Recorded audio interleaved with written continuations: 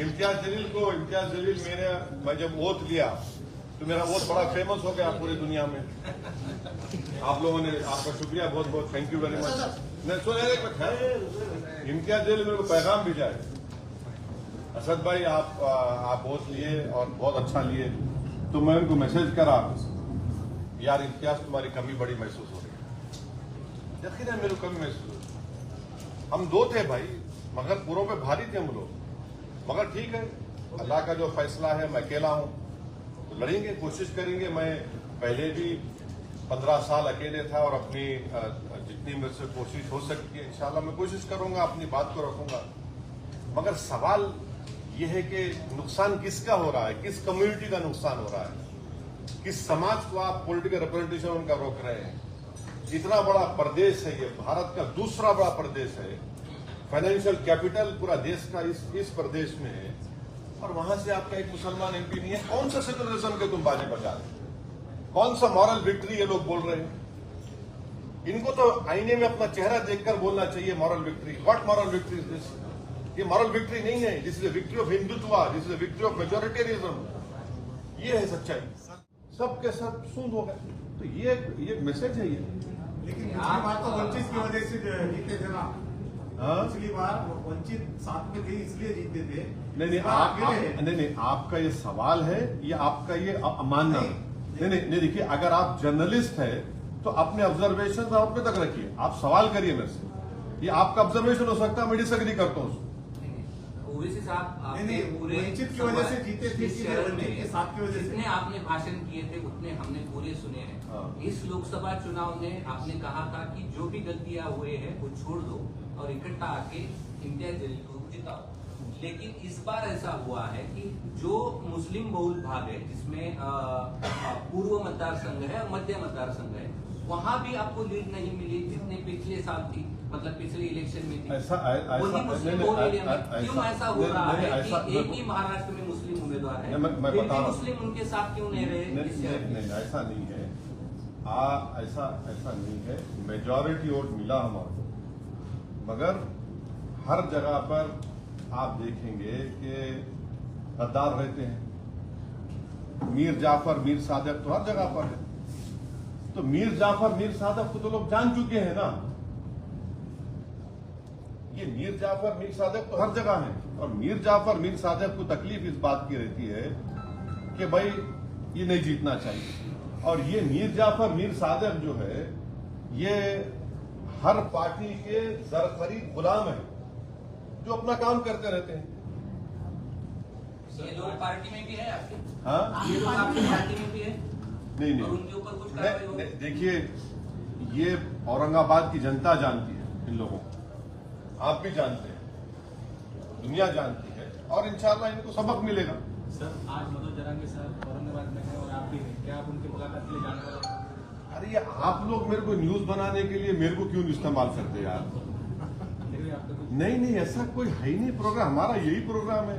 अभी आप लोग जा रहे थे बोल के जल्दी हम प्रेस कॉन्फ्रेंस कर लिए आपकी सहूलत के लिए, ताकि हमारी न्यूज भी आ जाए। उनका बड़ा मालूम हुआ मेरे को आने पर मालूम हुआ। महाराष्ट्र में एक योजना ये लाडली बहन, लेकिन लाडली बहन बोल के एक योजना महाराष्ट्र सरकार ने जारी की है। हाँ। उसमें एक मनसे के नेता ने ऐसा कहा है कि इसका लाभ जो है तो मुस्लिम को ना दी जाए, क्योंकि उनको 2 बीवी रहते हैं, उनको बच्चे ज्यादा रहते हैं, उनको 4 बीवी। अच्छा, तो जिसकी मिस्ट्रेस है उसको भी मिलना नहीं मिलना, जिसके माने जो शादी नहीं करके लिव इन रिलेशनशिप करके बच्चे भी हो जाते हैं, उनको मिलना नहीं मिलना। हाँ, अब आप बोलेंगे नहीं, जो बाप शराब पीता उसकी बेटी को नहीं मिलना, तो पूरे के पूरे आउट हो जाएंगे। फिर तो पानी पूरा पीते 6 बजते की। ये हर चीज मुसलमान को ला लेना कि बच्चे ज्यादा पैदा करते, क्या वही बोलना बच्चे ज्यादा पैदा करते, वो पागल है बोलने वाला। उन्हें अगर पढ़ लिखता, थोड़ा नेशनल फैमिली हेल्थ सर्वे पढ़ लेता वो दीवाना, तो उसकी आंख खुल जाती कि TFR रेट गिरा है। तो जाहिल है उन्हें, उसको सिर्फ एक ही 1 पॉइंट एजेंडा है, नफरत करो मुसलमानों से। जैसा नरेंद्र मोदी अपना भाषण बोले थे पार्लियामेंट में कि घुसपैठी है, बच्चे ज्यादा पैदा करते, और मंगलसूत्र छीन के ले जाएंगे, भैंस खींच कर लेके जाएंगे, तूने बोल रहे ज्यादा बच्चे पैदा करते। अरे प्यारे, तुम जिसके इशारों पर कठपुतली बने हुए हैं, नरेंद्र मोदी को भी 6 भाइयां हैं, अमित शाह को 6 बहनें हैं। अब उसका जिम्मेदार कौन है? अब कौन जिम्मेदार है उसका, बोलो ना। तो ये इनका नफरत है। अगर वो एम्पिरिकल एविडेंस पढ़ते तो खैर आपके जरिए से उनको ज्ञान मिल गया आज को। अब इसी से ममता बनर्जी कल शरद पवार से मिले और उन्होंने कहा कि भाई सरकार बहुमत में नहीं है। कौन सी सरकार? मोदी सरकार अभी वर्तमान सरकार। हाँ, अगर कल बहुमत करने के लिए वोटिंग का वक्त आता है तो आपकी, मतलब आप एक MP है, आपकी क्या स्थिति है? मतलब आप किसके फेवर में रहें? अरे हम ही तो लड़ रहे हैं मोदी से। घुसपैठी हमारे को बोल दिए, ममता बनर्जी घुसपैठी बोले। मंगलसूत्र छीन के चोरी का हमको देने का किसका बोले? हमको बोले, मुस्लिम कम्युनिटी को बोले। किसकी भैंस चोरी करके दी जाएंगी, चोरी का हमको बोले। अरे पूरा मुस्लिम कम्युनिटी को टारगेट करके बीजेपी ने जीता ना, जितने सीट जीते। सुनिए सब बुलडोजर चल रहा है किसके घर पे? मुसलमानों घरों पे। 8 मुसलमानों का मॉब लिंचिंग हो गया 4 जून के बाद मुसलमानों से।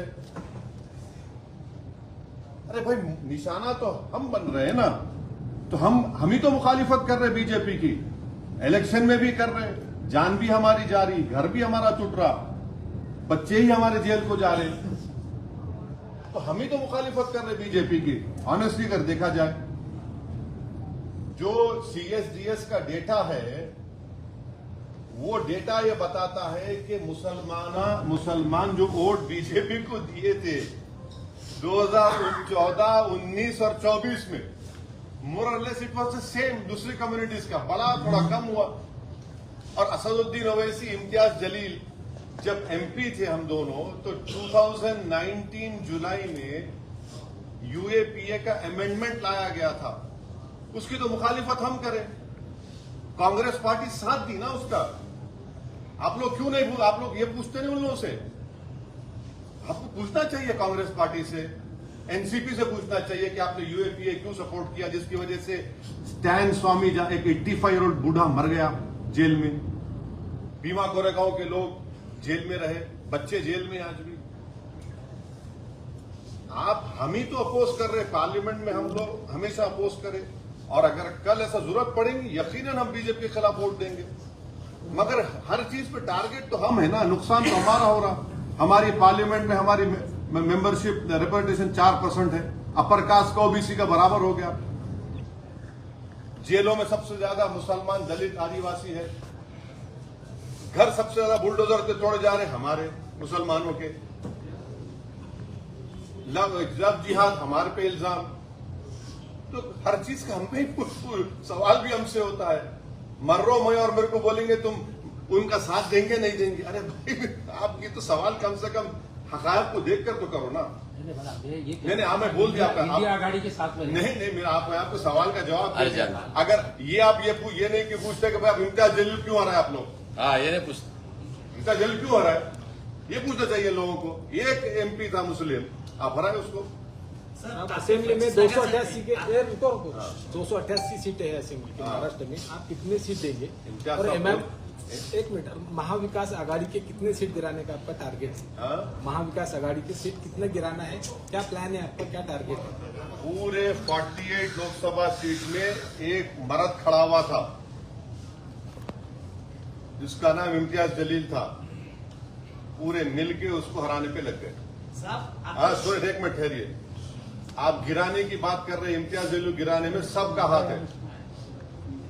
कोई सामने से हमला करा, कोई पीछे से करा, कोई साइड से करा, वो सब महाराष्ट्र की जनता देख चुकी है। वंचित के साथ सुनिए, आपका सवाल हो गया, जवाब सुनो। बात, हम एक पॉलिटिकल पार्टी है, हम लड़ते हैं, हम जीतने के लिए लड़ते, किसी को हराने के लिए, गिराने के लिए नहीं। ये कोई कुश्ती का दंगल नहीं है कि चित करके गिरा देना, कि बॉक्सिंग मैच नहीं है पंच मार के गिरा देना। एक जमहूरियत, डेमोक्रेसी में एक डेमोक्रेटिक पॉलिटिकल फाइट होती है। प्रकाश आंबेडकर को आपने 100 सीटें मांगी थी, तब आप साथ में थे। नहीं, आपको नहीं, आप झूठ बोल रहे हैं, आपको 100 नहीं सीटें मालूम, मांगी थी झूठ बोल रहे हैं आप। अलायंस क्यों टूटा आपको था? झूठ बोल रहे हैं अलायंस आप। क्यों देखिए, अलायंस क्यों टूटा देखिए, था? आप सवाल करिए, अलायंस क्यों अपना टूटा था? बोलिए। अपना ऑब्जर्वेशन मत दीजिए। आपका ऑब्जर्वेशन है, बाहर लेके जाइए। एज अ जर्नलिस्ट आप सवाल करिए, मैं सुनने तैयार हूँ। अलायंस क्यों टूटा था? अलायंस क्यों टूटा, जब मैं किताब लिखूंगा बताऊंगा आपको। सर अच्छा पर हमारी वजह से नहीं टूटा। सर प्रिकॉशन क्या लेंगे सर आने वाले चुनाव में? सर आने वाले चुनाव में प्रिकॉशन क्या लेंगे? आने वाले क्या, आने वाले वक्त में अलायंस की गुंजाइश रहेगी किससे? वंचित से। अब कौन अलायंस करना चाह रहा, हमसे कोई बात करेंगे तो हम बात करेंगे। अभी तक तो कोई बात नहीं करे, कोई बात ही नहीं हुई किसी से हमारी। सर मोदी हुकूमत इमरजेंसी हालत है, ऐसे संजय राउत ने कहा है। मोदी हुकूमत इमरजेंसी हालत में है, इस तरह का है। मोदी दौरे हुकूमत इमरजेंसी यकीनन इंदिरा गांधी ने नाफिज किया था। नरेंद्र मोदी सरकार में सबसे ज्यादा यूएपीए का इस्तेमाल मुसलमानों पर, दलितों पर, आदिवासियों पर हुआ। नरेंद्र मोदी जब प्राइम मिनिस्टर है 10 साल में सबसे ज्यादा घर तोड़े गए बुलडोजर से मुसलमानों के। मॉब लिंचिंग पहले भी होती थी, मगर 10 साल में सबसे ज्यादा मुसलमानों की हुई। जब से नरेंद्र मोदी प्राइम मिनिस्टर बने, मुसलमान एक पॉलिटिकल आउटकास्ट हो गया। अब तो सेकुलर पार्टीज भी सिर्फ बोलती वोट डाल देना, मगर कोई साथ ठहराने तैयार नहीं है। ये है रियलिटी भारत की पॉलिटिक्स। जलील साहब विधानसभा में जाएंगे या प्रेसिडेंट ही रहेंगे महाराष्ट्र? हाँ, जलील साहब इंशाअल्लाह ताला महाराष्ट्र की पॉलिटिक्स में बहुत बड़ा रोल प्ले करने वाले हैं फ्यूचर में। नहीं, रमेश साहब एक सवाल ये है कि इन फ्यूचर क्या प्लान है पार्टी का? अब ये बोल दिए ना अंकल, पूरा बोल दिए। Sir Rahul Gandhi leader of opposition की हैसियत से अभी लोकसभा में बोल रहे हैं, सब लोग तारीफ कर रहे हैं, आप कैसा देखते हैं सर? 10 साल के बाद लीडर ऑफ ऑपोजिशन मिला है तो उनके पास स्ट्रेंथ है, उन्होंने 10% उनके पास आ गए, वो एलओपी बन गए। ये कल विधानसभा की सीटों पे संजय राउत ने चंद्रकांत पाटिल को कहा है कि अपने को फिर से एक बार साथ आना चाहिए बीजेपी और शिवसेना। देखिए, मैं आपको जैसा बताया ना कि आने वाले कुछ दिनों के अंदर आपको बहुत सारे बदलाव नजर आएंगे उसके अंदर। कौन कब कहाँ किसके पास जाने वाला है, कौन किसके साथ अलायंस करने वाला है। अच्छा, आप लोगों को प्रोग्राम में जाने का भी है, याद रखिए।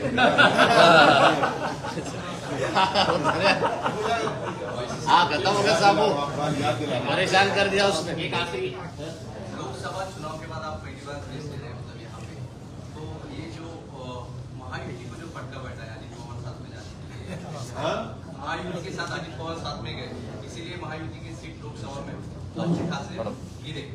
तो आप कैसे देखते हैं ये महायुति सरकार विधानसभा के अंदर? देखिए, उसमें मैं कैसा बोलूं किसी और पार्टी के बारे में। मैं तो मेरा गम बयान कर रहा हूं, मैं तो मेरी तकलीफ आपको बयान कर रहा हूं। मैं तो बयान कर रहा हूं कि किस तरह से मेरे जो ख्वाब थे, मेरी जो उम्मीदें थी, उसको सब मिलकर तोड़ने की कोशिश करें। मैं कोई मेरा गम भी तो समझे, कोई मेरे ख्वाबों को भी तो कोई देखे, कोई मेरे वजूद को तो माने। अब मैं कब तक दूसरों के बारे में बात करूं? कब तक? 50 साल हो गए, 18 लोकसभा के इलेक्शन हो गए, मैं कब तक उनके ख्वाबों को पूरा करूंगा? मैं कब तक अपने आप को खत्म करके अपने उनके महलों को तामीर की इजाजत दूंगा? मैं कब तक अपनी उम्मीदों को और अपने ख्वाहिशात को दबा दूंगा किसी और की खुशी के लिए? ये तो इंसाफ नहीं है ना, ये तो इंसाफ नहीं है। सर दिल्ली की पॉलिटिक्स क्या बोलती है? मोदी सरकार 5 साल चलेंगी या गिर जाएगी? हाँ, 5 साल चलेंगे क्या? सरकार गिर जाएंगी मोदी सरकार? दिल्ली की पॉलिटिक्स क्या करेगी सर? एक बात सुनिए, ये जब से उन्होंने प्राइम मिनिस्टर बने 4 जून से, मैं आपको बोला कि इतने 10 से ज्यादा मुसलमानों का मॉब लिंचिंग हो गया।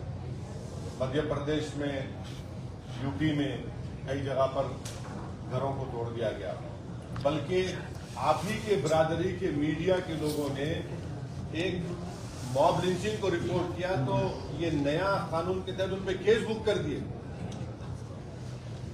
तो अब फ्यूचर में क्या होता है मेरे को नहीं मालूम, मैं तो कोई ज्योतिषी नहीं हूं, मैं अपनी हथेली को देखकर तो बोल नहीं सकता, ना मैं आसमान के तारों को देखकर बोल सकता। मैं जरूर ये बोल सकता हूं कि सबसे ज्यादा तकलीफ में अगर कोई आज है तो भारत के मुसलमान हैं। वो इस बात को समझ नहीं पा रहे हैं और समझना भी चाहिए। वोट डालने वाले बन गए मगर उनको कोई जिताने वाले तैयार नहीं। पिछले 5 साल में अभी आप अधिवेशन में गए हमारे को जाने का है ना, लोकसभा मैं ही पसंद आ गया। चलो चलो सर, शुक्रिया सर, शुक्रिया। एक लास्ट सवाल अभी आप अधिवेशन में गए कौन से? अभी लोकसभा के हाँ गए ना। पिछले